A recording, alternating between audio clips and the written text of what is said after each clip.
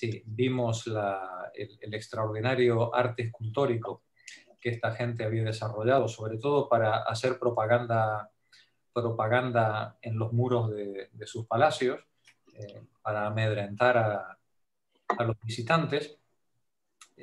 Vimos esas fantásticas escenas de cacería o de conquista, de sometimiento del enemigo. Recordaréis los esclavos, las cabezas cortadas, las manos amputadas, cuerpos despellejados, en fin, todo tremendamente truculento. Todo mezclado con los banquetes, los festines de los reyes y las ofrendas a sus dioses. ¿Por qué? Hombre, pues porque era una civilización muy piadosa. Y recordemos, y recordemos que todas estas civilizaciones, pues cuanto más piadosas, más intolerantes con quienes no respetaban o reflejaban sus creencias. Al final, estas grandes civilizaciones se componen de dos grandes corrientes, podríamos decir, que al final terminan muy mezcladas. La corriente nómada, pastoril, patriarcal, belicosa de los pueblos del sur, del sur de Arabia Saudí y del norte del Cáucaso, y las corrientes formadas por estos pueblos agrícolas de base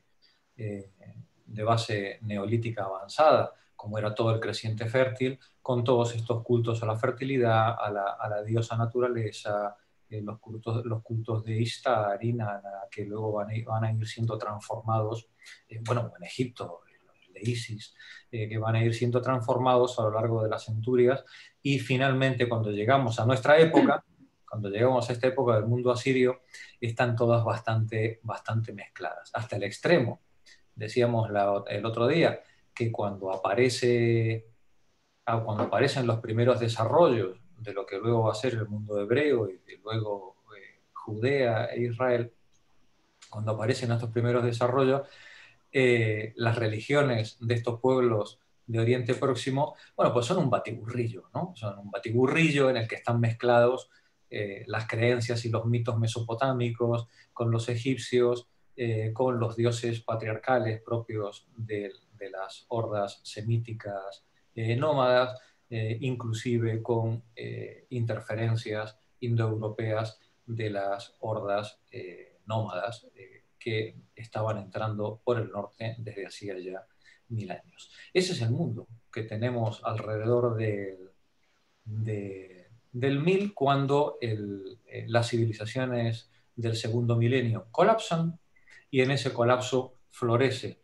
no solamente la civilización asiria, durante ese breve periodo de esplendor de 200, 300 años, del 800 al 600, del 900 al 600, en el que florece la civilización asiria, sino que florece la civilización fenicia, y empiezan a asomar la patita todas estas tribus hebreas que van nucleándose, primero en forma tribal y luego tratando de formar pequeños reinos en la zona que luego hemos llamado Palestina, que habíamos visto estos palestes, ¿no? Estos filisteos, que no eran otra cosa también pues que bandas de pueblos del mar que habían llegado después del colapso civilizatorio del 1100, 1200, a la costa de Oriente Próximo. Cuando las tribus hebreas intentan acercarse a la costa cruzando el Jordán, bueno, pues se encuentran con dos grupos muy poderosos, con los fenicios, faltaría más, que llevaban ahí desde 1000 años antes, y con los filisteos. Que recordemos que los filisteos, como pueblos del mar, eran una civilización ya del hierro, y por tanto un enemigo temible en comparación con la civilización decadente del bronce, que estaba ya de salida en todo el resto del Mediterráneo, y el creciente fértil. En ese entorno, entre el año 900 y el 600, bueno, pues tiene lugar ese despliegue del mundo asirio, que no deja de ser, bueno, pues una fantástica síntesis de todas las cosmovisiones mesopotámicas, con contaminación semítica y contaminación indoeuropea por todos lados. ¿Por qué para nosotros es tan importante?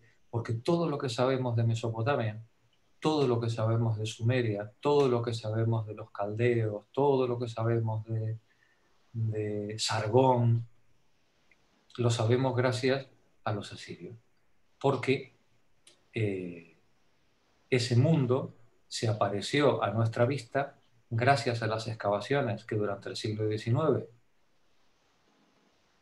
encontraron la antigua biblioteca de Asurbanipal, ese gran rey asirio, cultísimo, quizás el último de su mundo capaz de leer y hablar en sumerio, y gracias a cuyo empeño pues, se habían compilado pues, todos los mitos y tradiciones del mundo antiguo en tablillas, que llegaron hasta nosotros gracias, qué paradoja, al incendio de su palacio, que coció las tablillas y les permitió sobrevivir los 2500 años, los 2500 años posteriores hasta su descubrimiento, ¿no? Bueno, pues este último trocito es el que vamos a ver, y cuando acabemos con el mundo asirio, el mundo antiguo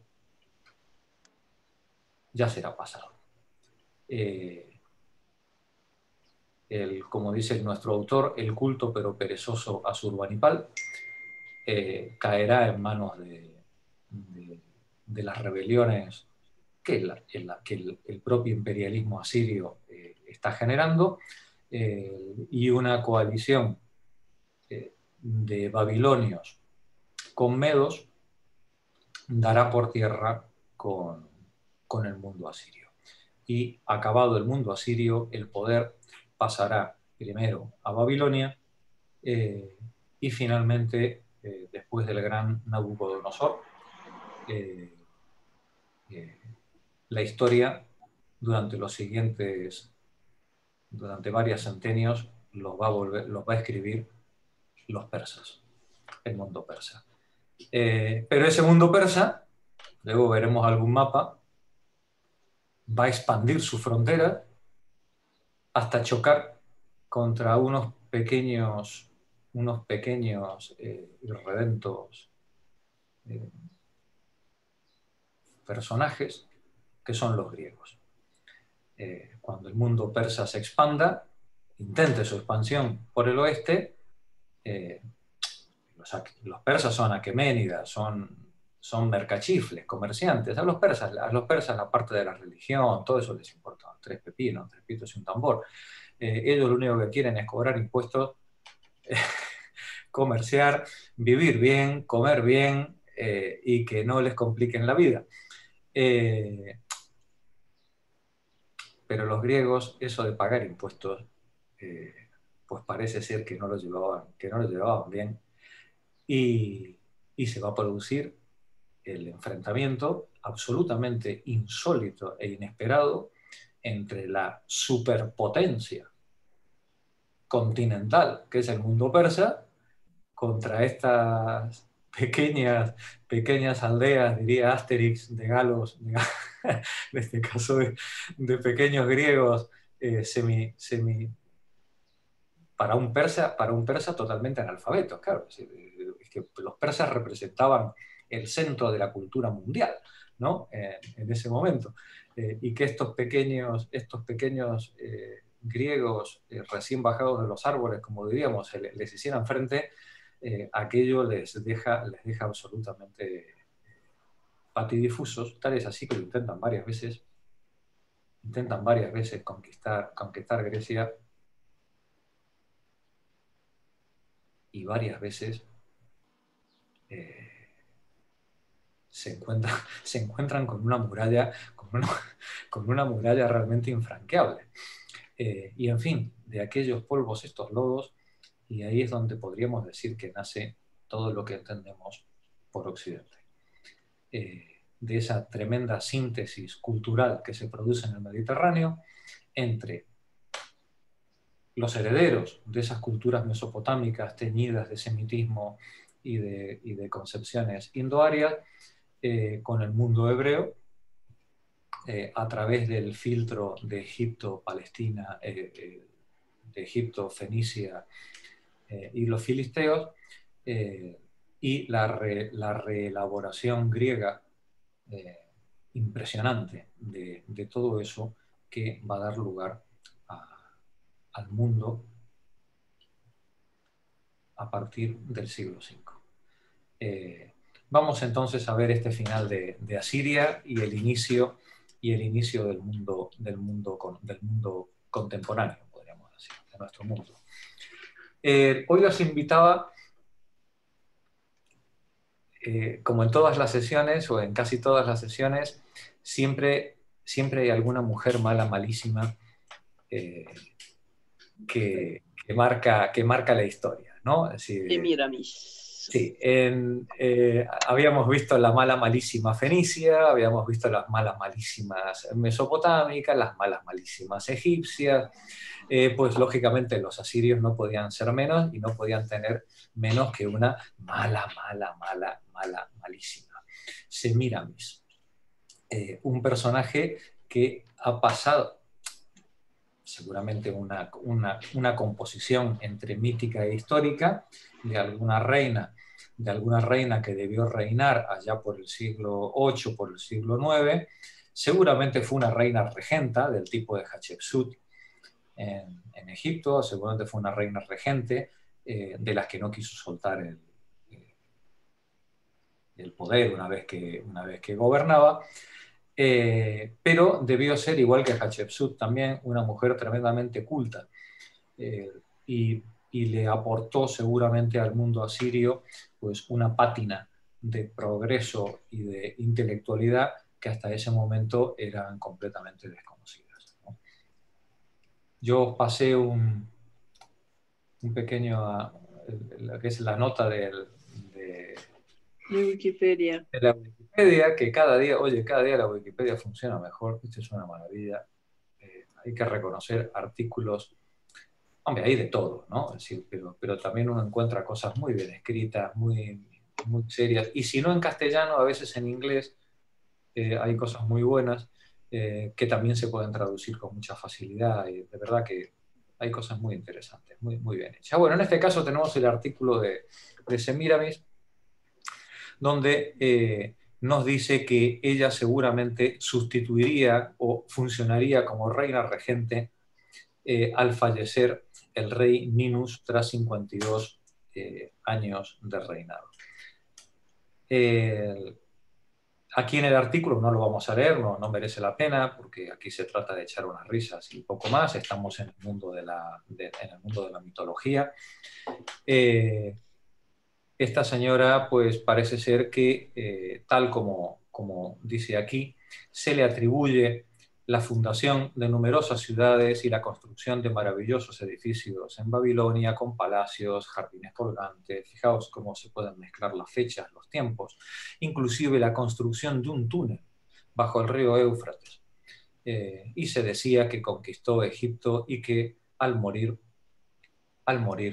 atención, ascendió al cielo en forma de paloma. Y a la paloma. Mirad qué poco originales somos hasta en lo de la paloma, ¿no? Con este asunto, ¿no? Bueno, pues esta malísima parece ser que era fruto de un matrimonio o de un nacimiento contra natura entre dioses y hombres, como suele ser con todas estas personas malísimas. Fue encontrada por un pastor, tal como muestra el dibujo este que tenéis ahí abajo, encontrado por un pastor, y a partir de ahí esta muchacha va haciendo su vida y ganando escalafón hasta conseguir primero casarse con un alto mando del ejército, al que dice la tradición, lenguas viperinas, que lo asesina, y finalmente se casa con el rey, al que lenguas viperinas, pues parece ser que tampoco murió de muerte natural, ¿no? Malas mujeres, mala gente, sin lugar a dudas. Pero fijaos si tiene importancia esta muchacha en la cosmovisión posterior, que encontramos referencias a ellas en la Metamorfosis de Ovidio, encontramos referencias en Paulo Orosio como reina cruel, ¿no? Nos dice ahí, y lujuriosa, en la Divina Comedia como una emperatriz desenfrenada en el vicio y la lujuria, ¿no? Hay que ver estos del medioevo cómo se entusiasmaban con el vicio y la lujuria, ¿no? Era una... Y finalmente tenemos a la gran Christine de Pizan, que le dedica un capítulo, el capítulo 15 de La ciudad de las damas, ¿no? Pero aquí, lógicamente, Christine de Pisan. Christine de Pizan para ella no es un símbolo de la lujuria y de la perversión, sino que allí la reina fundadora de Babilonia, dice, y heroica guerrera que llegó a conquistar parte de Asia, India, Asiria y muchos otros reinos, es elegida como la primera piedra sobre la que construir los muros de la ciudad. Se refiere a su valor, Christine de Pizan, como reina guerrera y su alto honor al llevar a cabo heroicas campañas y gobernar justamente. Pero claro, Christine de Pizan está empezando a escribir una nueva literatura y una nueva manera de entender la vida y la historia, que es lo que hoy llamamos feminismo, ¿no? Una nueva interpretación del cuento, como, en vez de como nos los contaron desde la época de los patriarcas, una reescritura del cuento. Finalmente, bueno, pues tenemos muchísimas otras en Calderón, en Virués, y lógicamente no podía ser menos en Shakespeare.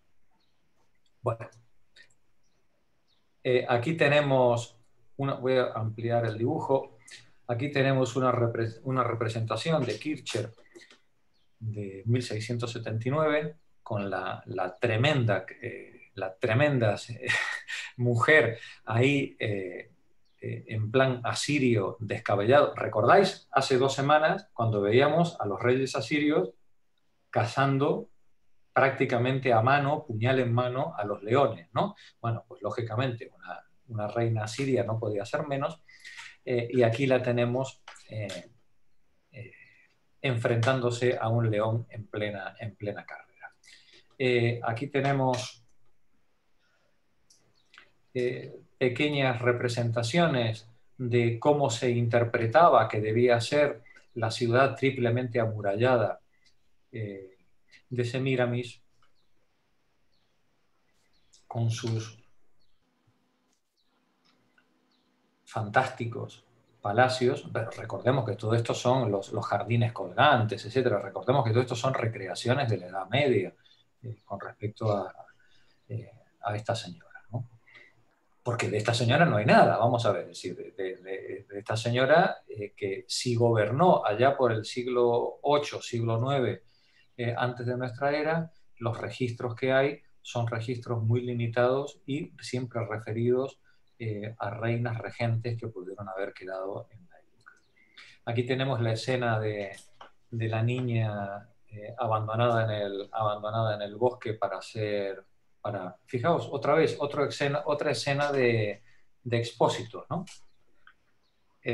Habíamos visto Moisés, habíamos visto varios ejemplos, ¿no? de expósitos. En este caso, otra vez la mitología nos vuelve a poner a un personaje expuesto para morir en la naturaleza y que es salvado de forma accidental, en este caso por unos pastores, ¿no? Se ve que el mito del expósito es un mito muy antiguo y que a todo el mundo le pareció fantástico para explicar sus propios mitos fundacionales, entre ellos a nosotros,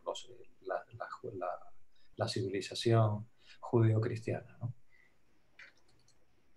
Aquí tenemos el otro cuadro que habíamos visto antes. Semiramis, el pastor encontrando a la niña. Este es de Wallerstein. Aquí tenemos una recreación de Semiramis cazando leones, otra vez como a Franco, se ve que se los ponían igual que ahí para que los cazara. No nos extrañemos, recordemos la figura, los grabados que vimos en las paredes de los palacios asirios, donde a los reyes también les llevaban los leones en jaula para soltárselos dentro del coto, para que el rey pudiera darse el gusto pues, de matar un león. Les podían poner elefantes también. Aquí tenemos una escena de ya absolutamente romántica con Semiramis. Claro, no puede comprender un harén un hombre como no sea con mujeres, ¿no? Pues en este caso, pues el harén de Semiramis también está lleno de mujeres, ¿no? No diría, pero tío, haber puesto un poco más de imaginación, ¿no? Podría haber puesto el pintor, ¿no? Aquí una representación absolutamente ya moderna, ya prácticamente siglo XVIII, de una reina que podría ser totalmente europea, como se la interpreta en este cuadro. Esta que os voy a contar, ya si faltaba romanticismo en esta escena, aquí Semiramis parece una doncella absolutamente frágil, ¿no? La cazadora de leones se ve que se trasviste cuando llegue el momento. Aquí tenemos otra representación fantástica con el leopardo a los pies. Pero os dais cuenta que todas las representaciones son o de una mujer hombruna, ¿no? De una mujer hombruna, embrutecida, o de una mujer fatal, ¿no? Como es, por ejemplo, esta escena, ¿no? Y para mujer fatal, menuda escena, ¿no? Esta de Belet. Pero fatal, fatal, fatal, esta de aquí, con Semiramis mirando a su marido Ninus después de envenenarlo y diciendo ¿cuándo te mueres? ¿No? Que parece ser que el tipo tardaba en estirar la pata. Atención, os decía, a la mirada pérfida y aviesa de la señora mirando al marido ya casi aburrida ante él. Pues bueno, esta es la construcción de un mito femenino en esa sociedad patriarcal de la época, propia más que del mundo asirio, que yo creo que los asirios no la tenían ni en cuenta, a Semiramis, sino de los enemigos de los asirios, que es a través de los que nos llegan toda esta fantasía con respecto a este mito semi-histórico que podemos decir de Semiramis. En esta escena era donde nos habíamos quedado la semana pasada con el rey matando cuchillo en mano. Fijaos qué interesante la escena. El rey matando cuchillo en mano al león en una escena fantástica porque toda la expresividad que tiene el león, vamos a ampliar la imagen, toda la fantástica expresividad corporal, el rictus, el dolor, el sufrimiento, el odio, la desesperación del león que quiere llegar con las garras a su víctima, pero la víctima inamovible como un rey mesopotámico, como debe, como un rey egipcio, inamovible, imperturbable, le sostiene como si fuera un muñeco de cartón, ¿no? Le sostiene con una mano como si fuera un muñeco de cartón, mientras con la otra le corta como si fuera una salchicha, ¿no? Claramente el artista que tiene una tremenda capacidad de representación, la ha demostrado en ese león, no quiere demostrar en el rey la menor perturbación. El rey es capaz de acabar con su enemigo, en este caso representado en el león, como el que se corta las uñas, sin absoluto, sin un pestañeo, ¿no? Es el poder del rey asirio por encima de sus enemigos. Esto ya lo habíamos visto. Esto lo habíamos visto en los mesopotámicos, en sumerios y acadios, y lo habíamos visto en las representaciones egipcias. El rey son representaciones simbólicas, son representaciones donde el formalismo está por encima de la expresión, lo que no quiere decir que el artista no sea capaz de expresar, quiere decir que el formalismo exige que al rey se le represente en una determinada posición y en un determinado gesto, el gesto real, el gesto de estar por encima del dolor, de la pobreza, de la miseria, de los sufrimientos de los mortales y someter al mundo, a súbditos y extraños a ese poder. Creo recordar que nos habíamos quedado en la página 156. María Ángeles, por favor, comienza tú la lectura. Desde el punto de vista artístico. Desde el punto de vista artístico, el relieve asirio fue la mayor conquista alcanzada en el Próximo Oriente. Asedios y batallas se representaban a veces con cierto sentido del espacio, y en las escenas de caza los animales estaban reflejados con un realismo nunca alcanzado antes. Los artistas recogían con vivacidad el movimiento y a veces expresaban cierta compasión por los leones o los asnos salvajes moribundos. En otras escenas, el rey, con su largo traje adornado con listas, su larga barba rizada, sus hombros y sus piernas macizas, era una figura estática, pero impresionante. Hasta llegar al arte imperial romano, no volveremos a encontrar artistas que hayan centrado sus esfuerzos en el intento de representar las características específicas de determinados sucesos históricos. Gracias, María Ángeles. Juan Ramón, continúa tú, por favor. Además de los grandes relieves de piedra, los palacios asirios estaban decorados a menudo con escenas policromas sobre tejas de barro cocido, y las puertas estaban guardadas por enormes leones y por toros con cabeza humana. La escultura de bulto redondo no eran muchas, pero las salas de los palacios, en las épocas de su esplendor, debieron de estar adornadas con productos de artes menores. Los arqueólogos han encontrado fragmentos de vidrio y objetos de marfil de estilo fenicio y sirio que adornaban camas y sillas.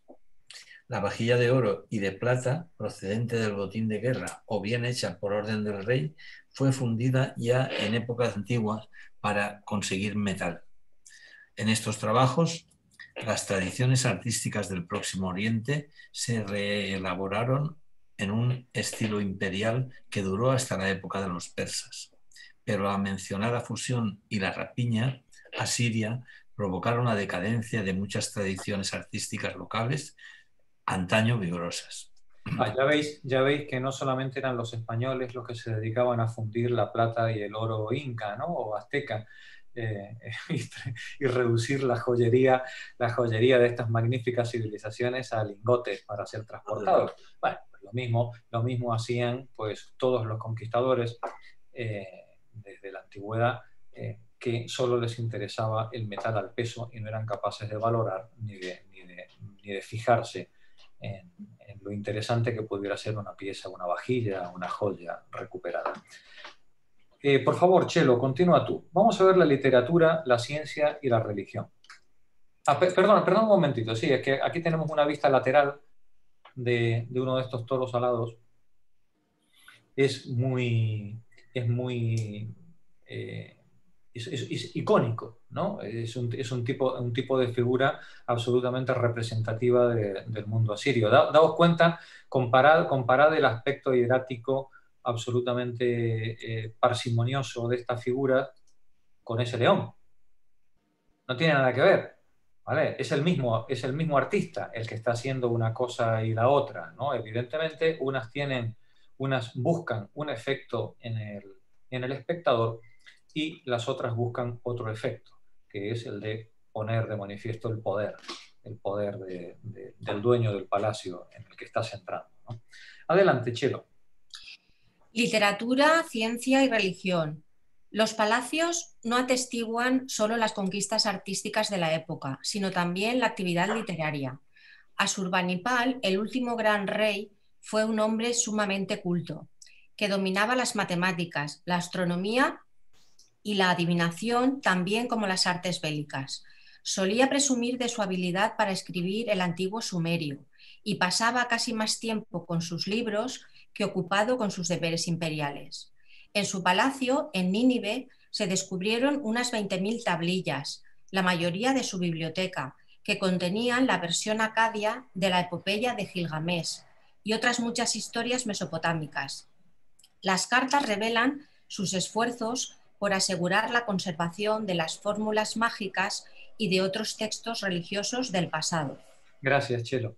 Vemos cómo habíamos empezado prácticamente este seminario hablando de Gilgamesh y al final llegamos unos meses después a su descubrimiento, ¿no? a la epopeya de Gilgamesh. Claro, una epopeya de Gilgamesh escrita en época de Asurbanipal en base a los textos antiguos que los gestores de la biblioteca iban recopilando de los distintos rincones del imperio, con lo cual en la epopeya que nos ha llegado a nosotros nos ha llegado una construcción realizada en base a diferentes capas, diferentes estratos, donde los filólogos pueden encontrar, como veíamos cuando leíamos al Gilgamesh, pueden encontrar perfectamente el momento histórico, la época a la que va perteneciendo cada uno de los distintos estratos, porque no deja de ser, bueno, pues un rejuntado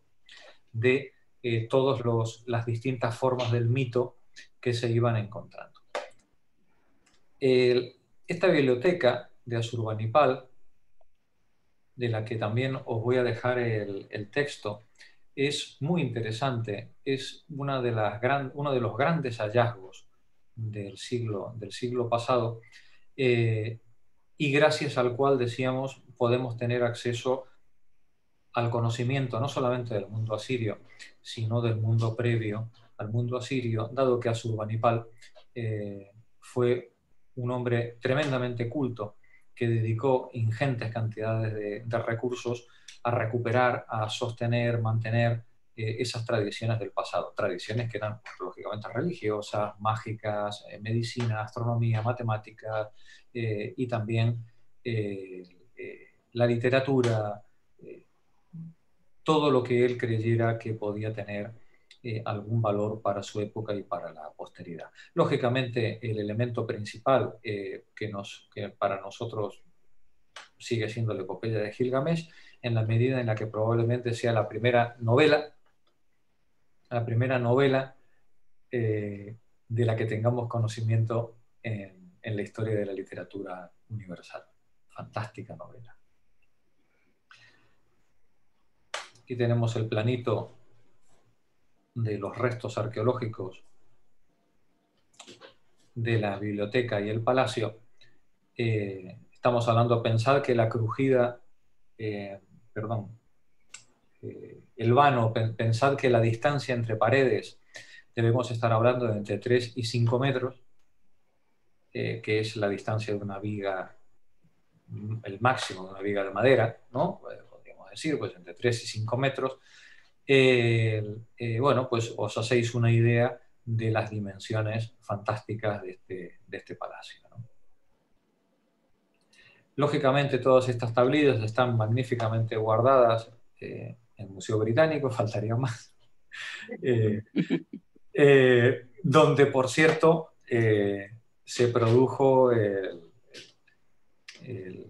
los primeros intentos de desciframiento y donde fue descubierta las tablillas de la inundación, que en época, a finales del siglo XIX, pusieron en crisis a la religión cristiana, claro, y al judaísmo con toda su tradición, ¿no? Porque resultaba que las tablillas, resultaba que lo del arca de Noé no era otra cosa que una vulgar copia de un ritual, de un mito mesopotámico, ¿no? Este es el estado en el que se ha encontrado el material.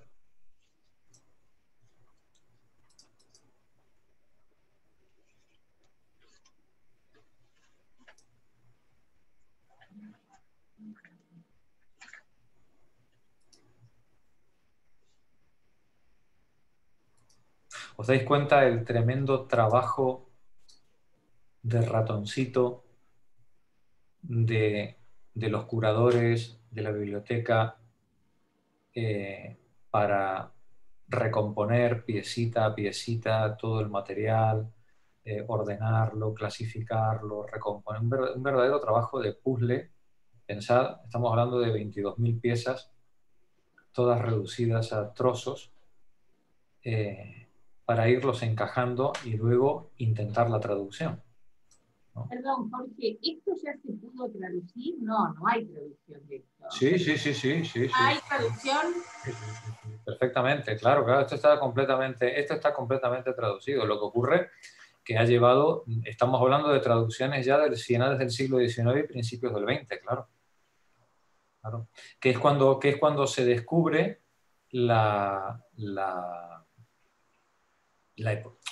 precisamente la epopeya de Gilgamesh y las tablillas del diluvio, claro. Cuando se descubre que el diluvio universal formaba parte del mito de Gilgamesh, ¿no? Un mito que tenía 3.500 años de antigüedad, ¿no?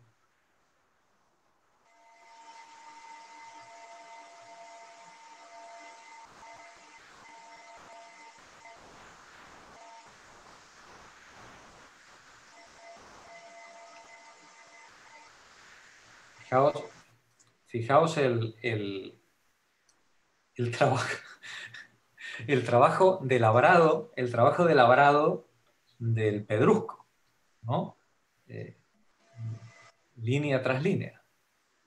Claro, hoy para nosotros es inconcebible, pero era la manera de escribir de la época. Esta es la situación en la que estaba el mundo asirio alrededor del 600, cuando en su momento, digamos, de máxima expansión. Es decir, el mundo asirio prácticamente domina, por supuesto, toda Mesopotamia, todo el creciente fértil, y tiene sujeto, evidentemente, a Egipto, lo tiene sujeto a tributo, y tiene sujeto a tributo, o por lo menos a alianza, a todas las regiones de su alrededor, entre ellos Urartu, la Confederación Meda, que le estáis viendo ahí a la derecha, lo que hoy son las montañas de Irán, las montañas que separan Irán de Irak, y el reino de Elam. De esta zona, de una alianza entre Babilonia y la Confederación Meda, es de la que va a surgir el primer conato, o el conato definitivo de guerra civil, porque no se puede hablar de primer conato. Los asirios vivieron bajo conato de guerra civil durante toda su existencia, ¿no? Pero digamos, de la alianza entre esta confederación meda y la monarquía babilónica es de la que va a surgir el grupo poderoso que ponga fin al mundo asirio en el 612. Entre nosotras, algo absolutamente imprevisible, porque el dinero no estaba ahí. La riqueza estaba del otro lado. Pero la obsesión de los asirios era precisamente la conquista de Occidente. Ellos no esperaban tener una oposición violenta del otro lado, que no eran más que unos bárbaros y unos montañeses ignorantes, ¿no? El dinero, la riqueza, todo estaba en la zona de Palestina, Fenicia, Egipto, ¿no? Ahí era donde se concentraban los esfuerzos por el control. Y sin embargo, qué paradoja, quien le va a poner la estocada al mundo asirio es una alianza babilónica y meda.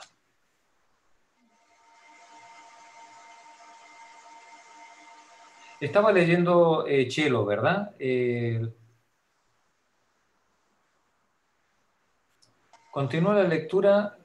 Consuelo, no te veo. ¿Estás por ahí? ¿Sí? Por favor, continúa tú.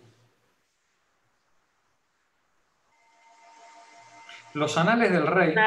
Sí, los anales del rey, en prismas de piedra y arcilla, se grababan para invocar a los dioses, para enumerar las obras construidas o para contar año tras año las peripecias de las siempre victoriosas expediciones.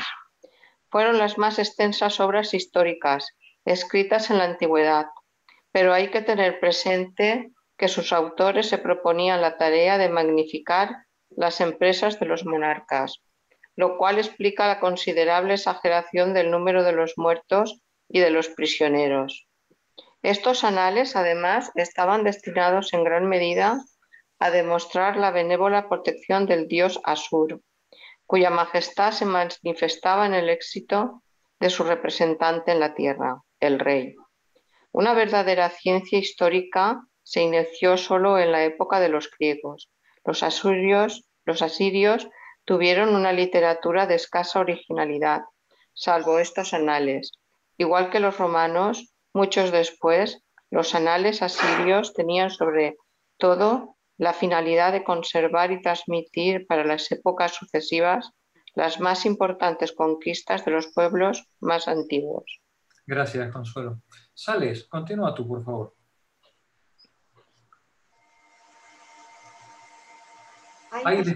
Hay Sí. descripciones de eclipses que se remontan al 747 antes de nuestra era, que llegaron a los astrónomos griegos, así como a otras observaciones astronómicas sobre las estrellas fijas y los planetas, que fueron la base de una interesante compilación teórica de la astronomía babilónica, realizada hacia el -500, hacia -500.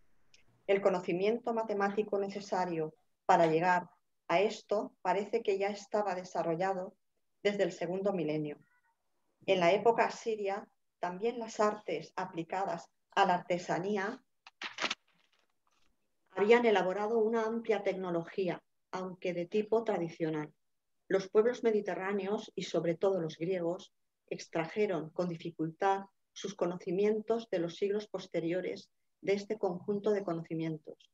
En realidad, el progreso tecnológico del mundo antiguo fue desde entonces de un limitado alcance.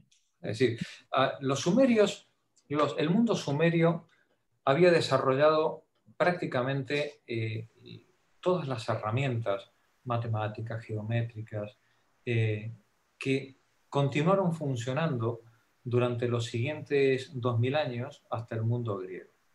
Inclusive los egipcios, que cuando uno ve cuarto milenio, pues parece ser que tenían hasta naves extraterrestres y todo, bueno, pues tenían unas matemáticas muy limitadas, pero muy prácticas. Eran pueblos muy prácticos, pueblos que habían desarrollado su geometría y sus matemáticas para los problemas que tenían que resolver, que eran generalmente problemas de agrimensura, problemas de delimitación de tierras, problemas arquitectónicos, resolver el plomo de una pared, la escuadra, medir superficies para poder cobrar impuestos, entre otras cosas, ¿no? Si oye, pues tantas tierras tiene, ¿no? Pues igual que ahora, el catastro, ¿no? Es decir, las cosas tan sencillas que cualquier burócrata necesita tener resueltas, ¿no? Pues cuántos litros de vino te llevaste y cuánto me tienes que pagar, el sistema de pesas y medidas. Y luego desarrollaron también un sistema, podríamos decir, aritmético, muy sofisticado, a veces muy complejo, porque carecían, por ejemplo, del número 0, mezclaban el sistema sexagesimal con el sistema decimal, dependiendo del tipo de cuentas, del tipo de cálculo que estuvieran haciendo, pero sin embargo era el tipo de matemáticas y el tipo de conocimientos que les resolvían los problemas prácticos. Los problemas prácticos de su vida quedaban perfectamente resueltos, inclusive la previsión, como habíamos visto en otras ocasiones, de eclipses. E inclusive habíamos visto que los egipcios eran capaces de hacer predicciones de rotación terrestre con ciclos de 1400 años. No es moco de pavo, es decir, estamos hablando de cosas muy importantes, de avances en la matemática y en la geometría de una enorme importancia. Y sin embargo eran muy básicos, muy rudimentarios, lo que demuestra lo que cualquier profesor de matemáticas intenta explicarle a sus niños en la escuela. Que lo importante no es tener la calculadora, sino saber qué hacer con ella. ¿Vale? Es decir, cuando tú sabes la cuenta que quieres sacar, ¿no? Con muy poquitas herramientas, una mente inteligente es capaz de encontrar soluciones eficaces. Cuando la mente no da más de sí, cuando la neurona está colapsada, pues da igual que tengas la calculadora más avanzada de tu vida, pues no sabes qué hacer absolutamente con ella. Bien, pues los sumerios y los egipcios y luego toda la civilización mesopotámica era capaz de resolver problemas prácticos tremendamente complejos con una herramienta matemática y geométrica, bueno, pues muy limitada y sin embargo muy eficiente. El sistema de ábacos, los sistemas de tablas de cálculo para poder resolver sumas, multiplicaciones, divisiones, poder resolver los exponentes, poder hacer operaciones de tipo algebraico elementales, pero que tenían su interés. Todo esto ellos lo podían ir resolviendo con sus pequeñas herramientas, como luego harán también los griegos y los romanos, que recordemos que tampoco tenían el 0. Tampoco lo tenían, ¿no? Y cada vez que tenían que hacer una cuenta compleja, pues se las veían negras, ¿no? Con sus ábacos y con sus tablas para poder resolverlo. Recordemos que, por ejemplo, cuando se empieza a desarrollar la trigonometría, es una trigonometría experiencial. Se dibuja en el suelo el círculo, muy grandote, muy grande, muy grande, muy grande. Cuanto más grande, más fácil tomar la precisión de los decimales, y de forma absolutamente gráfica y experiencial se van obteniendo los distintos valores, ¿no? Y uno dice, oh, qué barbaridad, qué rudimentario. Oye, pues le funcionaba fenomenal, ¿eh? Le funcionaba tan fenomenal que recordemos que 200 años después de esto hay un señor, Eratóstenes, que mide el primer meridiano terrestre de polo a polo con un error de 100 kilómetros. Digo, para los que quieran luego echar unas risitas con respecto a lo primitivos que eran estas personas. Bien, pues con esos cuatro palos, 2 maderas, un hilo y en alpargatas y dibujando en un papiro, ¿no? Pues esto se hacía en una medición de meridiano terrestre, ¿no? Ahora os invito a que lo llevéis a cualquier curso de bachillerato y le digáis al chaval de turno, oye muchacho, mídeme el meridiano, ¿no? Pues a ver qué es lo que... Y además le dejáis todo, le dejáis la calculadora y le dejáis hasta la Wikipedia, ¿no? Para que lo haga, ¿no? Bueno, pues ese era el mundo en el que estábamos en este momento. Sales, continúa, por favor. Las observaciones eran, ¿no? Ahí. Sí. Las observaciones astronómicas, empero, no se hacían con fines puramente científicos, sino para proveer una guía astrológica para las acciones del rey. El orgullo de los monarcas asirios y de los nobles en lo que atañe a sus conquistas terrenas y el tono mundano de su arte no deben hacernos olvidar que los ritos religiosos y la superstición seguían ocupando un lugar importantísimo. Claro, en un mundo en el que todavía se pensaba que los dioses eran antropomorfos y que intervenían con su voluntad sobre las acciones humanas, poder prever cuál va a ser el designio divino, aquello te podía dar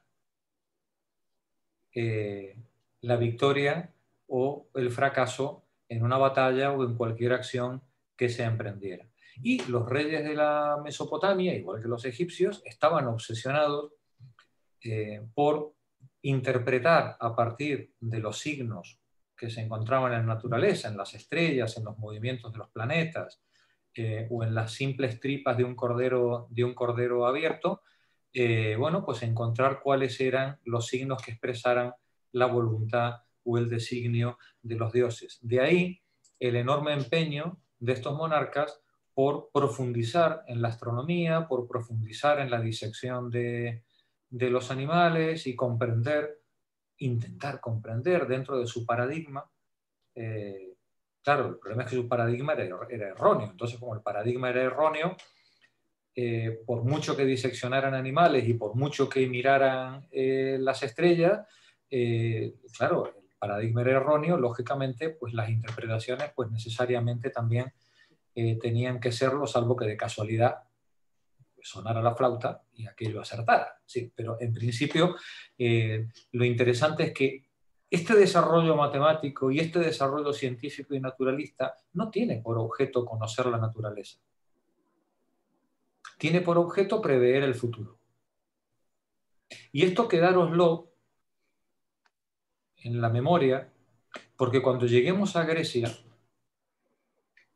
se va a producir un giro radical. Los presocráticos, los primeros filósofos, tales Anaximandro, Anaxímenes, tal, van a comenzar un intento de interpretación del mundo con un objetivo puramente naturalista. Esto es una novedad. Esta es la gran novedad. De momento no, de momento la obsesión de los sacerdotes y de los dioses es prever el futuro o resolver las cuestiones comerciales, materiales que tienen en ese momento. Termina el párrafo, Sales, por favor. Gran parte de la vida cotidiana del rey, el sagrado gran sacerdote o incansable cuidador del templo, que actúa bajo el impulso de los verídicos oráculos de Asur, su señor, se ocupaba en ceremonias religiosas. El ciclo del año agrícola estaba representado por los ritos de la fertilidad, el más importante de los cuales seguía siendo la fiesta del Año Nuevo.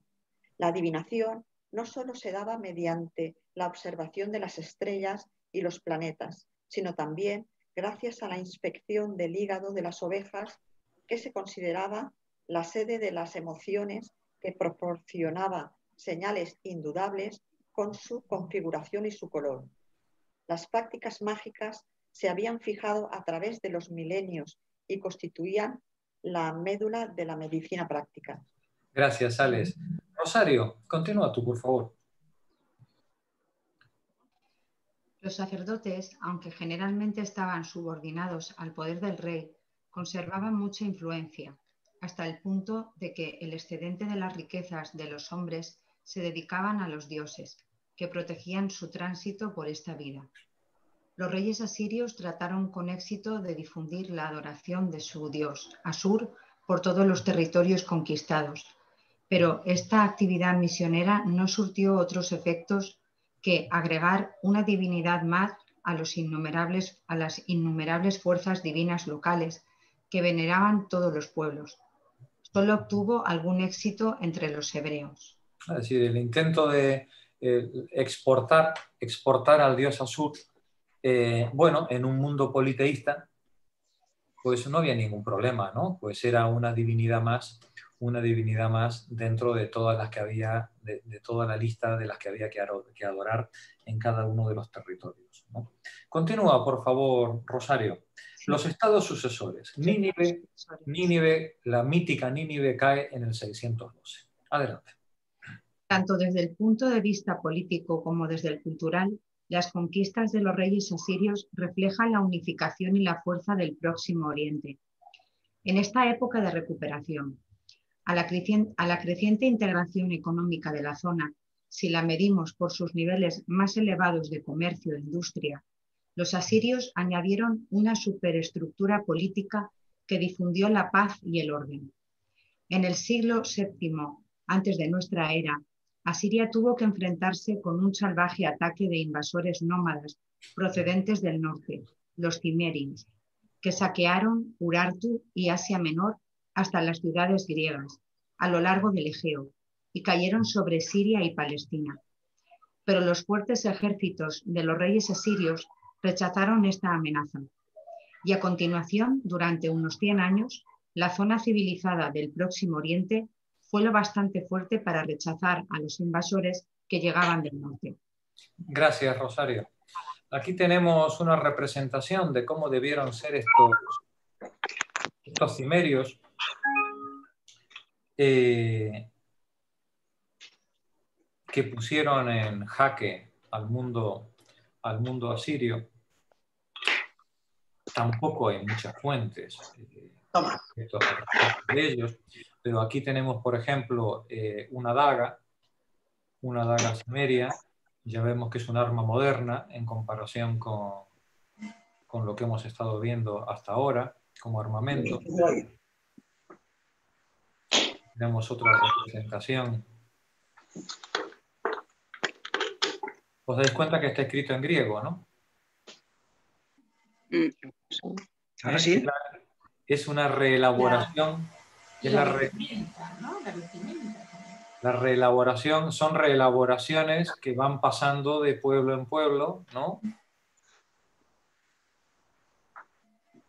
Wow.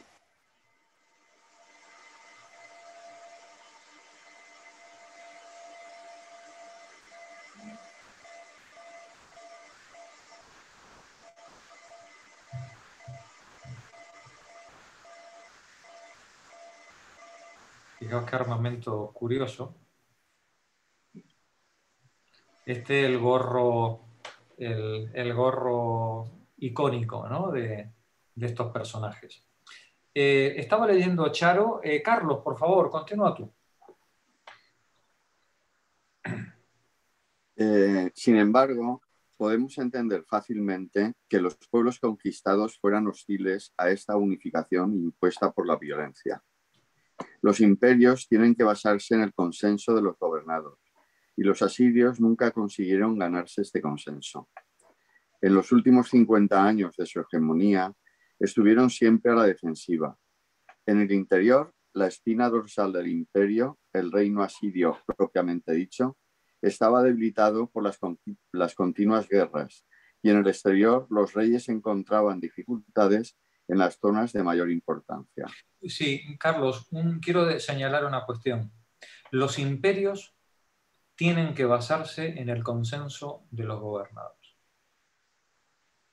Decía Rousseau, no me acuerdo, sí, creo que es en el discurso de las desigualdades, no recuerdo ahora, sí, creo que es en el discurso, cuando dice: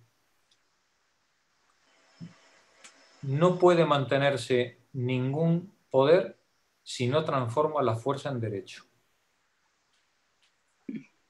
La fuerza te da la conquista, pero tú al final, si no eres capaz de transformar esa conquista en consenso, lo único que estás es caminando por encima de un polvorín. Claro, y cuanto más grande es tu conquista, pues más grande es el polvorín, ¿no? que tienes debajo. Bien, pues aparentemente los asirios no fueron capaces de gestionar satisfactoriamente las dosis de consenso suficientes como para poder mantener unas tasas de explotación asumibles por los pueblos dominados, ¿no? Que permitieran cierta tranquilidad a la estructura administrativa, a la estructura de gobierno del mundo asirio. No fueron capaces. Y esa es una lección que cualquier conquistador debería tomar nota desde el minuto uno de su afán de conquista, o cualquier gobernante, por despótico y por ruin que sea, debería tomar nota que no es posible mantener el control si no transformas la fuerza en derecho. Y para transformar la fuerza en derecho, tienes que ser capaz de promover unas dosis de consenso suficiente como para que a la gente no le merezca la pena rebelarse contra el sistema de autoridad o de opresión, ¿no? Bien, pues los asirios tardaron demasiado tiempo en comprender esta pequeña lección, y les fue el imperio en ello. Continúa, Carlos, por favor. Nunca fueron capaces, por ejemplo, de encontrar un modo satisfactorio para gobernar Babilonia, la zona más avanzada y de mayores niveles urbanos. Sennacherib recurrió al medio supremo de destruir Babilonia, pero su hijo Asarhadón tuvo que reconstruir este centro económico vital y se hizo coronar rey de Babilonia. A su vez, dividió el reino entre sus hijos Asurbanipal, al que entregó a Siria, y Samashumukin, a quien entregó Babilonia. Sin embargo, pese a los juramentos de alianza hechos a Asurbanipal, que han llegado hasta nosotros, las tendencias separatistas de Babilonia empujaron al final a su hermano a rebelarse. Cuando se recuperó Babilonia, permaneció como zona distinta bajo un virrey arameo. Gracias, Carlos. Sardanápalo. Sardanápalo.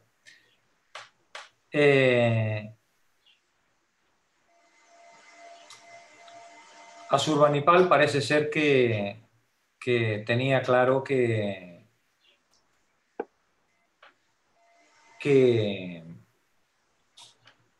no iba a consentir que no hubiera sumisión por parte de cada uno de los reinos que estaban sometidos al control asirio. Pero pareciera que este personaje, que podría ser un hermano de Asurbanipal, pues se ve que no estaba, o no tenía muy clara la línea sucesoria, o no tenía o pensaba que era suficientemente culto a Asurbanipal, pero perezoso como para no enfrentarse a él en el caso de que él quisiera oponerse. El asunto es que conspiró contra Asurbanipal, y Asurbanipal sitió la ciudad en el 650. Y Sardanápalo toma la decisión de, antes de rendirse, suicidarse con todas sus mujeres y caballos, en ese orden. ¿Vale? Se ve que en su concepto de la propiedad, las mujeres y los caballos eran las dos cosas que más interés él tenía, ¿no? Entonces él dice, antes de que se lo lleve el pérfido Asurbanipal, aquí nos morimos todos. Aquí tenemos el magnífico cuadro, el óleo de Delacroix, un ejemplo aquí tenemos a Sardanápalo echado sobre su lecho, mientras sus eunucos van asesinando a las mujeres y a los caballos y suicidándose entre ellos. Independientemente de la historia, el cuadro de Delacroix es una pasada, ¿vale? El cuadro es realmente una de esas obras de arte impactantes. Una visión decimonónica. Sí, totalmente decimonónico, claro, es romanticismo llevado al extremo. Ahí sí puedo, a ver si puedo ampliar. Atención a esta figura, a la figura del eunuco acuchillando a una de las mujeres, o en este caso, con la misma hazaña. Bueno, mirad la mirada. Es que el cuadro no tiene desperdicio, ¿eh? El cuadro es una verdadera maravilla. El cuadro es una verdadera maravilla. Atención a la mirada casi... El eunuco. Sí, casi... demoníaca. Sí, está el tío obsesionado. El jefe le ha dicho que la mate y la tiene que matar bien, ¿vale? Sí, como toca, ¿no? Es impresionante el cuadro en cada uno de los detalles.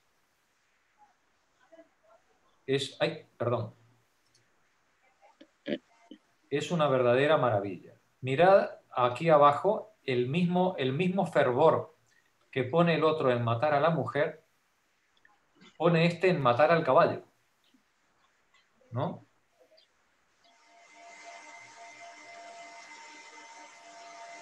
Y lo terrible es que él sigue vivo mirando cómo matan a todos. Sí. Él está mirando todo el espectáculo. Él está como dicen que Nerón, ¿no? Es decir, mirando el espectáculo, y tiene ahí a una última antes de matarla, que se ve poniendo la copa de veneno para cuando termine el espectáculo, ¿no? Es impresionante. Mirad los bocetos a partir de los que Delacroix construye su cuadro, sí. Su representación, ¿no? Es una verdadera obra. Es algo fantástico este cuadro. Mirad el movimiento que tiene la figura. Mirad la expresión del rostro de la muchacha, ¿no? Cayendo ante la puñalada. Un verdadero estudio del cuerpo humano, el que hace Delacroix a partir de este episodio semi-histórico, semi-mítico de la caída de Babilonia. Juan, adelante. Egipto fue otra zona importante del Próximo Oriente que absorbió excesivas energías de los asirios en el siglo VII antes de nuestra era. Siguiendo la lógica imperialista, los asirios no podían descuidar esta rica parte del mundo conocido, aunque estuviera demasiado aislada y remota para poder ser conquistada fácilmente y mantenida en sujeción. Conquistado por Asarradón, el delta fue liberado nuevamente por el enérgico faraón Psammético I, fundador de la 26 dinastía. Por último, había empezado a surgir un poderoso estado en las colinas del este de Siria, donde los indoeuropeos del Irán se congregaban en torno a la dinastía Meda, que tenía su capital en Ecbatana, para hacer frente a la presión asiria. Vale. Entonces vemos cómo diríamos, a los asirios le empiezan a crecer los enanos, ¿no? Egipto, claro, es que Egipto es mucho Egipto, ¿no? Claro. Egipto es una gran potencia milenaria, ¿no? Sí. Pero al mismo tiempo que Egipto le está plantando cara a los asirios y mantiene una relación cordial pero tensa con ellos, claro, las tribus de Israel están pegándole patadas en las espinillas a los gobernantes asirios, y al mismo tiempo el hermano de Asurbanipal está tramando todo tipo de confabulaciones en Babilonia, y los medos, que son un pueblo indoeuropeo, semibárbaro, que habita en las indómitas colinas que separan Irán de Irak, también está creciendo y ganando un poder cada vez mayor.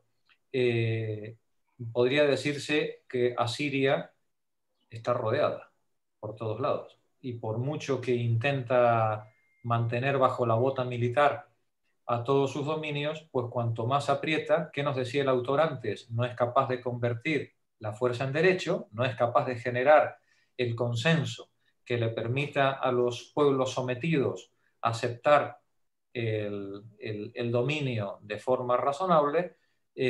Bueno, pues los problemas de los gobernantes asirios y de sus gobernantes provincianos se multiplican. Aquí tenemos una imagen del gran Necao, el faraón que está gobernando en esa época, en el siglo VI, en Egipto. Recordemos que Necao es aquel que manda a los fenicios a circunnavegar África para encontrar la conexión entre el Mar Rojo y el Mediterráneo.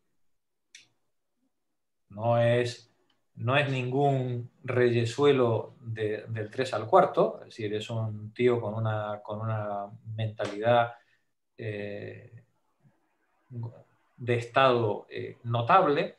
Es un tío que intenta conectar el Nilo con el Mar Rojo a través de un canal, en el primer proyecto de lo que va a ser el Canal de Suez, con el tiempo, y casi lo consigue, Es un personaje, Necao, muy interesante para la época, porque pese a gobernar un imperio decadente, como es el egipcio, sigue demostrando la tremenda capacidad que tiene Egipto para seguir generando cultura y para seguir generando desarrollo, pese a eso, a ser ya pues un mundo residual y primitivo. Como veis aquí, la representación de Necao sigue manteniendo el canon. Es como si en Egipto los 3000 años de historia anteriores no hubieran pasado, ¿no? Es decir, uno ve esta figurilla y parece que estamos viendo a los primeros faraones de las primeras dinastías. Sin embargo, hay elementos distintivos muy interesantes. Los brazos están separados del cuerpo, las rodillas y los pies están definidos. Hay elementos arquitectónicos que demuestran que dentro del formalismo arcaizante, que podríamos decir, del arte egipcio, el arte egipcio ya del siglo VI no tiene absolutamente nada que ver con el arte egipcio de los milenios anteriores. Lo que ocurre es que los elementos formales, que son los que definen la autoridad y los que identifican la autoridad, esos elementos arcaizantes se siguen manteniendo porque son el símbolo del poder. Pero sin embargo, mirad esta representación femenina, también de época de Necao.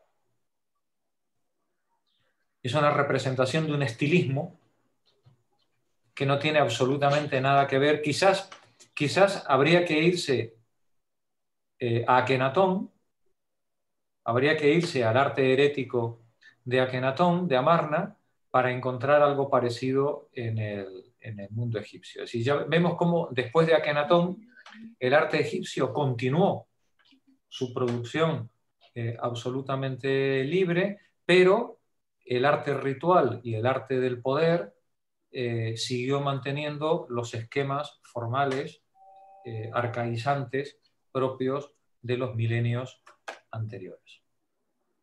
Este es el personaje, este es el Necao, uno de los grandes, de los últimos grandes faraones de la historia. Continúa, Juan, por favor. Tras la muerte del culto perezoso Asurbanipal, Babilonia fue de nuevo independiente en el 626 a.C. bajo Napolásar, de estirpe aramea. Este se alió con el rey Ciaxares de Media para dirigir una insurrección general, Egipto tuvo en ello una pequeña parte, pero los otros dos pueblos estuvieron en condiciones de aplastar el podrido armazón del poderoso asirio.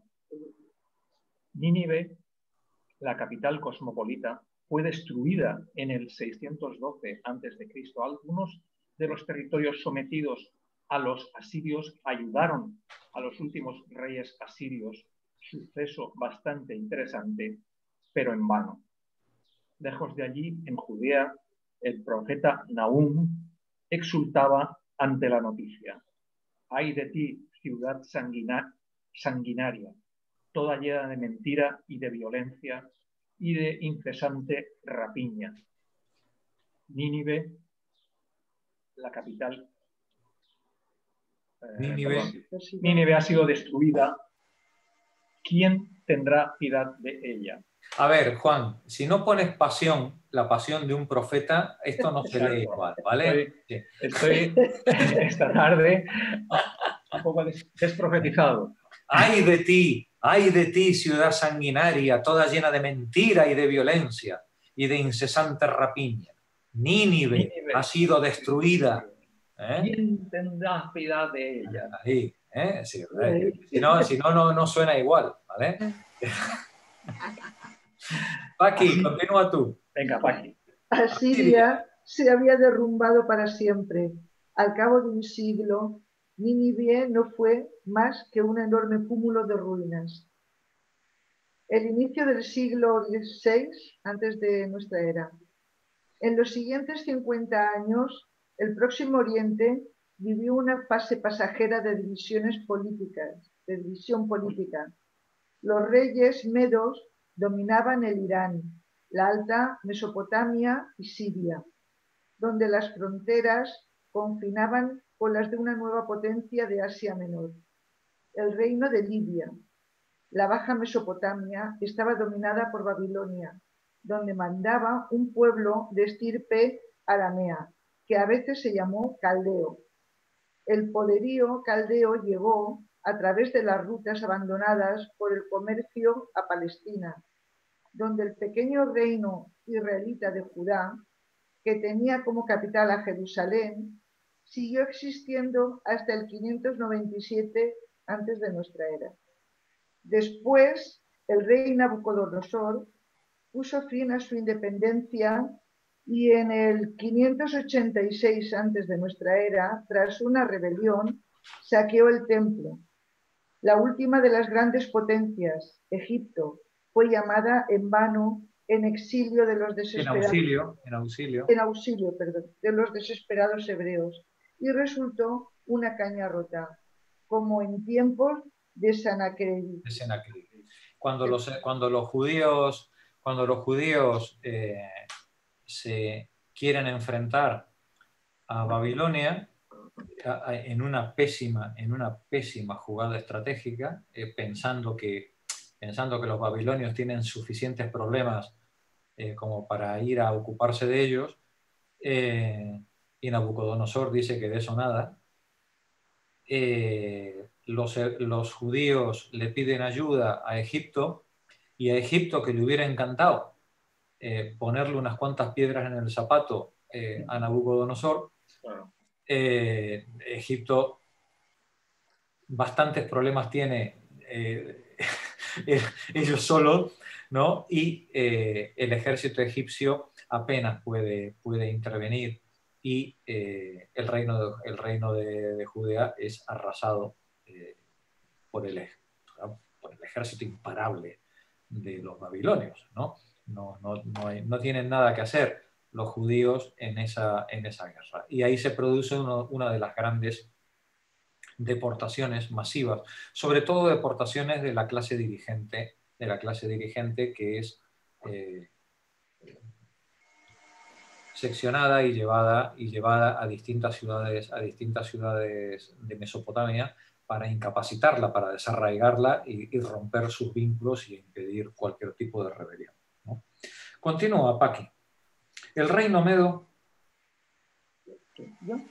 El reino medo y el caldeo eran ambos más amplios y más complejos que un reino propiamente dicho, y por eso suele llamárseles imperios. Pero ni uno ni otro formaban un conjunto unido, tanto desde el punto de vista geográfico como del político. También culturalmente, este periodo de interregno entre la época siria y la persa fue un momento de espera, y esto aparece con gran evidencia en la tendencia de los hombres a mirar hacia atrás, a las tradiciones más antiguas y sobre todo en la tentativa de vivificar los viejos motivos artísticos. En Egipto, el arcaísmo se manifestaba en los esfuerzos tendentes a reproducir el gusto del imperio antiguo. Esta fue una característica del arte del periodo Saidá, 624-525 antes de nuestra era. Gracias, Paqui. ¿Está Rosa con vosotros? Sí. ¿Sí? Aquí. Adelante, Rosa. En Babilonia. En Babilonia los reyes consagraron grandes riquezas a poner otra vez de moda las viejas costumbres y a restaurar los antiguos monumentos religiosos, pero también a mejorar la red de canales. Nabucodonosor, 605 al 562 antes de nuestra era, que fue famoso justamente por eso, construyó también los famosos jardines colgantes, unos jardines en bancales sostenidos por arcadas de ladrillos, y rodeó a la capital con una doble cinta de murallas en un perímetro de 10 millas. La entrada principal, la puerta... creí que era de Istar. Bueno, estaba decorada con elegantes tejas de barro cocido que representaban toros y monstruos. Una calle que se usaba para las procesiones atravesaba la ciudad. La religiosidad de la época se manifiesta también en la declaración de una tablilla de la época, según la cual hay en Babilonia 53 templos de los grandes dioses, 55 santuarios de las divinidades celestiales, 180 altares de la diosa Istar, 180 de los dioses Nergal y Adar, y otros 12 altares dedicados a diversas divinidades. Gracias, Rosa. Nabucodonosor.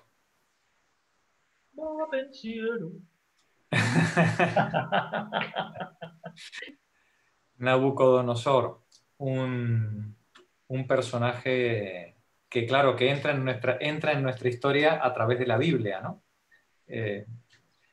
Para nosotros es muy presente a través de todo lo que hemos recibido a través de la Biblia. Vamos a darle una leidita al texto que está marcado en rojo. Perdón, es contemporáneo de Nacao. Sí, es contemporáneo.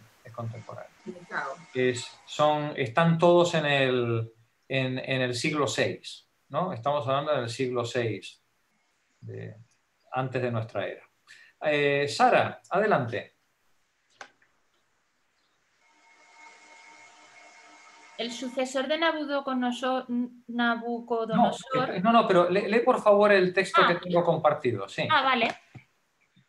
Biografía. Nabucodonosor II fue el hijo mayor y sucesor de Nabopolassar, quien liberó a Babilonia de la dependencia de Asiria y dejó a Nínive en ruinas. Según Beroso, contrajo matrimonio con la hija de Cláxares, por lo que las dinastías de los medos y los babilonios se unieron. Fijaos qué interesante. Este método, Sara, de cruzar hijos para establecer alianzas, ¿no? Sí. Es el método tradicional de siempre, ¿no? Pero digo que como empecemos así con estos nombres, yo ya me tío. Vamos a ver. Sí. Adelante. Entonces tenemos que Ciaxares le da a la hija en matrimonio al pollo este, ¿vale? Adelante. Neco II, rey de Egipto, obtuvo una victoria ante los asirios en Megido. Esta aseguró a Egipto la posesión de las provincias fenicias del imperio asirio, incluyendo parte de Palestina. Las provincias restantes fueron divididas entre Babilonia y Media. Nabopolassar estaba decidido en reconquistar de Necao las provincias del oeste de Siria y para este fin mandó a su hijo junto a un poderoso ejército en dirección al oeste. En la batalla de Carquemish, en el año 605 a.C. de nuestra era, el ejército egipcio fue derrotado y Siria y Fenicia cayeron bajo el dominio de Babilonia. Nabopolassar murió el 15 de agosto del 605 a.C. de nuestra era y Nabucodonosor regresó a Babilonia para ascender al trono. Después de vencer a los cimerios y escitas, todas las expediciones de Nabucodonosor estuvieron dirigidas hacia el oeste, aunque un poderoso vecino, los medos, estaba ubicado en el norte. El matrimonio de Nabucodonosor con Amugía, hija del rey de los medos, aseguró la paz entre los dos imperios. Nabucodonosor llevó a cabo varias campañas sobre Siria y Judá. Un intento de invasión a Egipto en 601 a.C., antes de nuestra era, tuvo algunos contratiempos causados por diversas rebeliones en el área del Levante, incluyendo Judá. Nabucodonosor terminó con las rebeliones capturando a Jerusalén en el 597 antes de nuestra era y llevando al rey Jeconías a Babilonia. Cuando el faraón Apríes intentó nuevamente una invasión a Palestina, el 589 antes de nuestra era, Judá y otros estados de la región se rebelaron. Un segundo asedio de Jerusalén ocurrió en el 507 antes de nuestra era, 586 antes de nuestra era, finalizando con la destrucción del templo y la ciudad, así como con la deportación de muchos ciudadanos a Babilonia. Esta es la destrucción del templo de Salomón, ¿no? Es decir, cuando dicen los babilonios, dice, hasta aquí hemos llegado, ¿no? Es decir, no va a quedar nada de esta gente, ¿no? Adelante. Estos hechos se describen en los libros bíblicos de Reyes, Jeremías y Crónicas. Después de la destrucción de Jerusalén, Nabucodonosor sostuvo un asedio sobre Tiro, 585 antes de nuestra era, 572, que terminó con un compromiso donde la ciudad aceptaba la autoridad de Babilonia. Completando la subyugación de Fenicia y luego de atormentar Egipto, Nabucodonosor se dedicó a adornar la ciudad de Babilonia, construir canales, acueductos y reservas. Gracias. Gracias, Sara. Alfonso, actividad constructora de Nabucodonosor. Nabucodonosor pareció sentirse más orgulloso por sus obras que por sus victorias en el campo de batalla. Durante el último siglo de la existencia de Nínive, siglo VII antes de nuestra era, Babilonia estaba devastada, no solo a manos de Sennacherib y Asurbanipal, sino también como resultado de rebeliones. Nabucodonosor, continuando con el trabajo de reconstrucción de su padre, tuvo como propósito convertir su capital en una de las maravillas del mundo. Antiguos templos fueron restaurados. Nuevas edificaciones de increíble magnificencia fueron construidas en honor a los dioses del panteón babilónico. Diodoro de Sicilia, sí, son las citas. Heródoto, sí. Vale. Para completar el palacio real comenzado por Nabopolassar. Nada fue ahorrado, ni madera de cedro, bronce, oro, plata, piedras preciosas y raras. Un paisaje subterráneo y un puente de piedra conectaban las dos partes de la ciudad separadas por el río Éufrates. La ciudad se volvió inexpugnable con la construcción de un triple muro. Fijaos qué curioso, ¿no? El mito dice que es la reina pérfida la que hace el túnel bajo el Éufrates, ¿no? La historia nos dice que es Nabucodonosor el que hace el primer túnel bajo el Éufrates, ¿no? Continúa. Las labores de Nabucodonosor no estaban solo ligadas a la capital. Es acreditado por la restauración del lago de Sipar, abrir un puerto en el Golfo Pérsico y la construcción de la muralla Meda entre los ríos Tigris y Éufrates para proteger al país de invasiones del norte. De hecho, no hay un lugar en Babilonia donde no aparezca su nombre o vestigios de su actividad como rey. Estas gigantescas obras necesitaron una amplia mano de obra. De la inscripción en el templo de Marduk se puede inferir que la mayoría de los cautivos traídos desde el oeste de Asia participaron en las labores de construcción. Gracias, Alfonso. Si nos queremos hacer una idea de cómo era la puerta de Istar, aquí tenemos fotos históricas. A ver si puedo mover esto. Un momentito. Ahí está. Aquí tenemos fotos históricas de la muralla. No sé si se alcanzan a ver los grabados. La muralla ha perdido las tinturas y los esmaltes y los barnices, pero todavía permanecen los grabados de los animales fantásticos en las paredes. Se alcanzan a ver, ¿verdad? Hay una parte... Sí que se ve. Sí. Agrando la imagen. Hay una parte de este muro en el Museo de Berlín. Claro, en el Pérgamo. Claro. Sí. Que ahí está conservado con esmaltes, todo. Claro, pero quería mostraros el estado en el que la arqueología llega, ¿no? Y empieza a trabajar, ¿no? En esto, ¿no? Todo tapado por la arena y absolutamente abandonado, ¿no?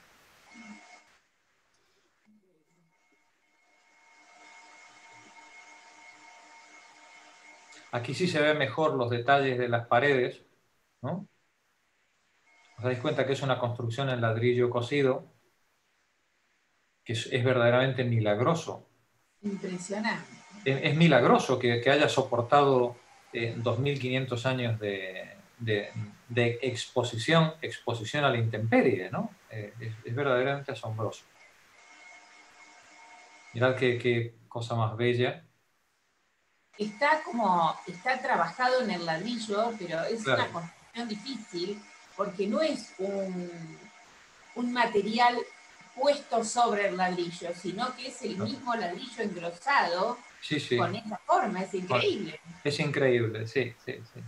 Yo supongo que debe ser el ladrillo esculpido. Me imagino que han colocado el bloque, digamos, han hecho el saliente de ladrillo y lo han trabajado como si fuera una piedra, ¿no? Pero primero lo tenés que sacar. Ah, claro, Es sí. un plano saliente con respecto a la pared. Claro, el plano está sacado medio metro con respecto a la pared, claro. Increíble. Sí, es una maravilla. Tenemos más ejemplos. Mirad qué cosa más bella. Me llama la atención la capacidad expresiva que tiene la figura. Ese caballo está vivo, tiene movimiento, ¿no? No es un mero monigote, ¿no? Bueno, aquí tenemos a las fuerzas vivas protegiendo la entrada de uno de los recintos.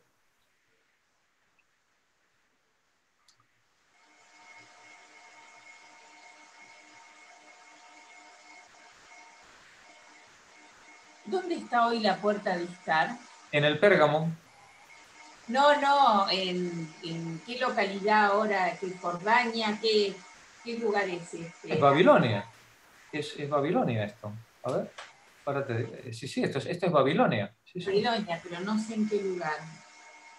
¿Cómo se llama hoy la ciudad? Claro. ¿Cuál es la...? A ver. Irán. No, es Irak. Irak. Sí. A ver, Babilonia, ciudad.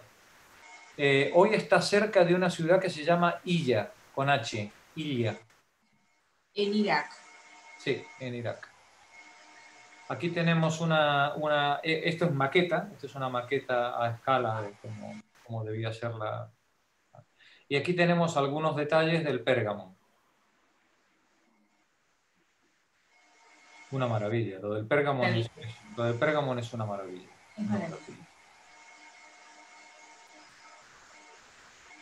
Fijaos el detalle del ladrillo.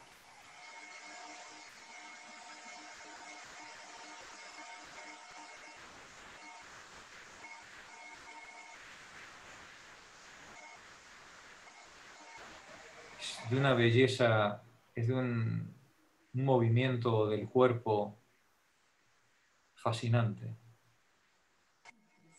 El movimiento, todo Es el movimiento, claro, es que no es un mero dibujo, es una figura en la que el artista ha comprendido y plasmado las líneas esenciales del movimiento, ¿no? Aquí tenemos hoy el Pérgamo, tal como lo encontramos allí. Esta sala es algo imponente y a veces hay, claro, al Pérgamo van visitantes muy ilustres, ¿no? No sé si os dais cuenta quién está ahí en la foto. Sí, ¿cómo no? El fotógrafo lujo. Haciéndose la interesante, ¿sabes? Pero Está esa ahí. chica estaba muy delgada, yo no la reconozco. Y aquí está con el fotógrafo, ¿no? Muy ilustres, sí. Muy ilustres los personajes. El Pérgamo, un museo de quitar el hipo. Sí. Bueno, continúa la lectura. Marí, por favor. No tengo el texto. Alberto, si estás por ahí. Sí. Es comienzo del Imperio Persa, ¿no? El sucesor de Nabucodonosor. El sucesor de Nabucodonosor, Nabónido, 555-539 antes de nuestra era, fue una figura enigmática que tuvo graves enfrentamientos con los poderosos sacerdotes de Marduk y transcurrió largos periodos en los palacios de los oasis. En Karrán construyó un templo a la divinidad lunar Sin, mientras su hijo, Baltasar, ejercía en la patria las funciones de regente. Al final, el pueblo de Babilonia abrió las puertas a un nuevo conquistador, Ciro el Persa, 539 antes de nuestra era, que una vez más unificó el Próximo Oriente. Cuando llegamos a Ciro ya estamos en la modernidad, ¿no? El mundo ya es otra cosa, ¿no? A partir de ahora. Continúa, por favor, Alberto. Comienzo del Imperio Persa, 550 al 530. Los persas eran una tribu menor indoeuropea del Irán, que vivía en las montañas al sudeste de Susa, en una zona llamada Anshan. Su dinastía real descendía de un antepasado llamado en la forma griega Aquemenes, y a veces había entablado alianzas matrimoniales con la poderosa familia real Meda, pero los aqueménidas carecieron totalmente de importancia hasta que un joven brillante, Ciro, subió al trono en el 557 antes de nuestra era. Lo primero que hizo Ciro fue ganarse el apoyo de la nobleza iraní para suplantar a la dinastía Meda en el 550 antes de nuestra era. Y después se lanzó a Occidente y derrotó a Creso, rey de Lidia, en el 547 antes de nuestra era. A continuación retrocedió a Babilonia, donde Marduk, según el relato de Ciro, estaba buscando un rey virtuoso. Marduk, el dios, ¿no? El dios estaba buscando un rey virtuoso. Oye, y qué casualidad que lo encuentra en Ciro. Justamente, ¿vale? sí. Continúa. Lo encontró en Ciro, a quien destinó a convertirse en el rey de todo el mundo. Babilonia cayó sin lucha en el 539, porque los sacerdotes y el pueblo se negaron a ayudar a su dinastía. Ciro devolvió a sus países todas las estatuas de los dioses mesopotámicos que Nabónido había arrebatado de los templos. Se jactó también de haber devuelto a sus patrias a todos los pueblos que los caldeos habían reducido al exilio. Entre estos, como veremos en el próximo capítulo, estaban los jefes israelitas de Jerusalén. Gracias, Alberto. Continúa la lectura Pepa Martínez. Cuando Ciro... ¿Se me oye? Sí. Cuando Ciro murió en una batalla contra los nómadas eurasiáticos a orillas del río Yasartes en el año 530 antes de nuestra era, su imperio estaba sólidamente implantado y los reyes persas dominarían el Próximo Oriente los 2 siguientes siglos, hasta la brillante conquista de Alejandro Magno. Pero los griegos ya estaban en estrecho contacto con los pueblos del fértil creciente desde la época de Ciro. Las relaciones económicas y culturales entre el Egeo y el Próximo Oriente se habían reanudado en el siglo VIII antes de nuestra era y en el menos 600. Cierto número de mercenarios y mercaderes griegos entraron en el Egipto saíta, y un hermano del poeta griego Alceo estuvo al servicio de Nabucodonosor. Cuando los generales de Ciro conquistaron la costa asiática del Egeo, griegos y persas se encontraron frente a frente. Vale, entonces nos encontramos alrededor del 530, cuando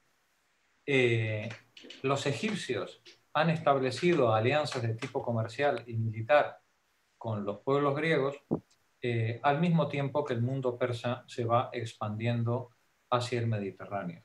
Nos dice, cuando los generales de Ciro conquistaron la costa asiática del Egeo, toda la costa de Anatolia, griegos y persas, recordemos que toda esa costa de Jonia eran colonias griegas, ¿no?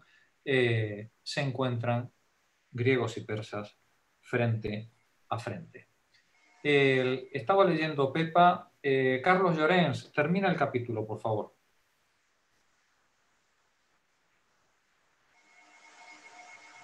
Es en el posterior desarrollo, ¿no? Sí. El posterior desarrollo de la historia enlaza a estos dos pueblos de modo tan estrecho que debemos posponer todo juicio de conjunto sobre el imperio persa hasta que hayamos examinado el desarrollo histórico de Grecia. En general, puede decirse que en el año 550 a.C. el mundo mediterráneo avanzaba rápidamente y había creado ya un modelo cultural y político bastante dinámico. El Próximo Oriente, por otra parte, había alcanzado una unificación política y cultural que representaba quizá una etapa política más madura, aunque también más estática. Las fuerzas de este último mundo están simbolizadas por los grandes palacios asirios, por el embellecimiento de Babilonia que realizó Nabucodonosor, o bien por los más tardíos palacios persas, enormes estructuras basadas en grandes riquezas materiales y en un fuerte poder político, decorados con gusto y amueblados con estilo cosmopolita. La debilidad del conservadurismo religioso tradicional y el cansancio cultural son quizá más evidentes en el Egipto saíta y en la Babilonia caldea. Y así, cuando llegamos al siglo V antes de nuestra era, nos encontramos con este mapita, con este estado de las cosas en el mundo. En América nadie todavía les espera, ni ellos tampoco esperan a nadie. Ahí tenemos al mundo azteca, a los olmecas y sobre todo un inmenso continente dominado por cazadores-recolectores que todavía siguen en el Paleolítico, haciendo su vida igual que en los milenios anteriores.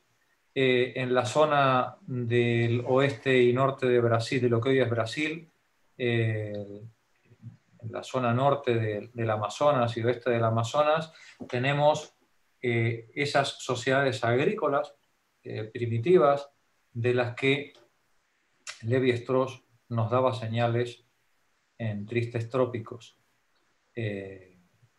y de los que nos queda tan poco debido al deterioro, al paso de los milenios y a la tremenda humedad de la región.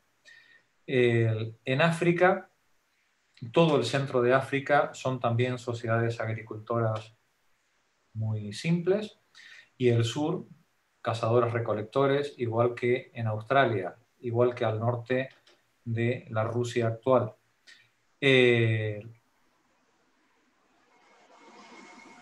Al norte, en Europa, el mundo indoeuropeo, la entrada de mundos indoeuropeos va a entrar en colisión con los pueblos locales. Vamos a ampliar este mapa. Ahí tenemos a los celtíberos, celtas, los protogermanos, protoeslavos, que son culturas de una agricultura muy simple también, pero bueno, pues ahí están, haciendo su momento de la historia. Y tenemos todo el norte de África ocupado por tribus pastoriles, nómadas y los bereberes, igual que Arabia Saudí. Ahí tenemos al tremendo imperio aqueménida que va desde el Valle del Indo hasta Egipto. Al norte, numerosas tribus también de tipo nómada que van a ir haciendo incursiones regulares a lo largo de las siguientes centurias, enfrentándose a griegos y a persas, y aquí a los griegos, que hace ya 300 años o 400 años han iniciado su expansión a partir de las invasiones de los dorios, han iniciado su primera y segunda oleada de colonizaciones, y han ocupado, a ver si puedo ampliar el mapa, porque claro, es que a esta escala no se ve nada.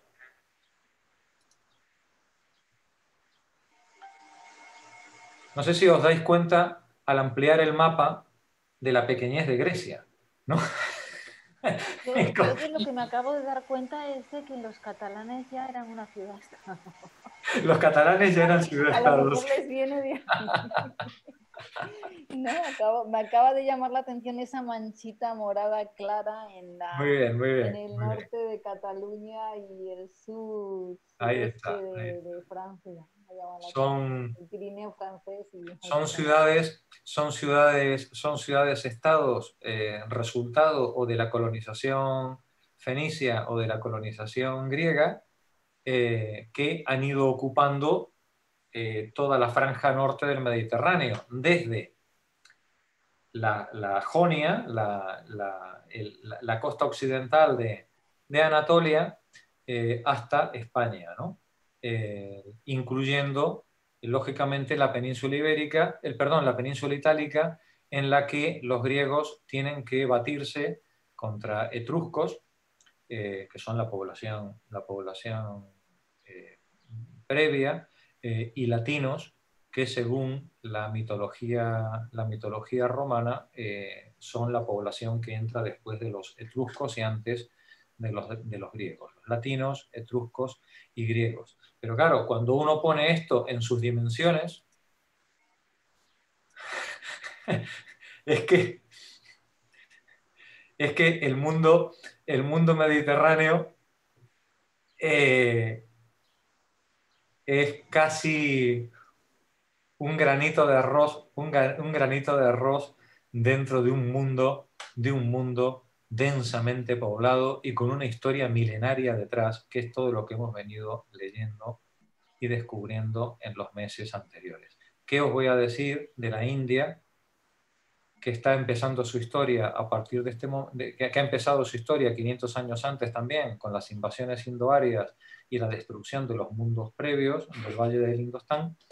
Y qué decir del mundo de China, que también hacia el 1500, 1200 empezó también su historia y de la que nos entretendremos en los siguientes 2 capítulos. Los siguientes 2 capítulos van a ser el mundo hebreo y los desarrollos de la India y China